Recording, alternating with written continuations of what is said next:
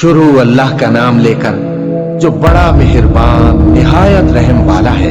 اے پیغمبر صلی اللہ علیہ وآلہ وسلم، اپنے پروردگار عالی شان کے نام کی تسبیح کرو، جس نے انسان کو بنایا، پھر اس کے اعضاء کو درست کیا، اور جس نے اس کا اندازہ ٹھہرایا، پھر اس کو رستہ بتایا، اور جس نے چارہ اگایا، پھر اس کو سیاہ رنگ کا کوڑا کر دیا۔ اے نبی صلی اللہ علیہ وآلہ وسلم، ہم تمہیں پڑھا دیں گے، پھر تم فراموش نہ کرو گے، مگر جو اللہ چاہے۔ وہ کھلی بات کو بھی جانتا ہے اور چھپی کو بھی، اور ہم تم کو آسان طریقے کی توفیق دیں گے، سو جہاں تک نصیحت کے نافع ہونے کی امید ہو، نصیحت کرتے رہو۔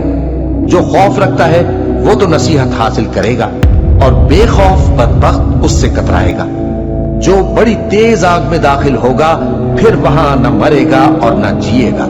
بے شک وہ مراد کو پہنچ گیا جو پاک ہوا، اور اپنے پروردگار کا نام لیتا رہا اور نماز پڑھتا رہا۔ بات یہ ہے کہ تم لوگ تو دنیا کی زندگی کو ترجیح دیتے ہو، حالانکہ آخرت بہت بہتر اور ہمیشہ باقی رہنے والی ہے۔